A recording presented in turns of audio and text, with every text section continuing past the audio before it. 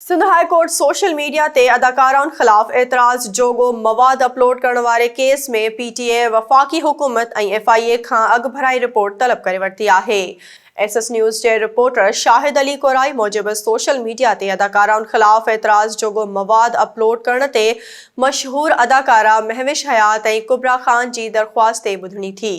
Pakistan telecommunication authority PTA वफ़ाक़ी हुकूमत ऐं वफ़ाक़ी जांच इदारे एफआईए जवाब जमा कराए छॾिया। सिंध हाई कोर्ट जे जस्टिस नेमतुल्लाह फुलपोटो पब्लिक प्रोसिक्यूटर खां पुछाणो कयो त मवाद हटाइण जी हिदायत कई वई, छा हटायो वियो?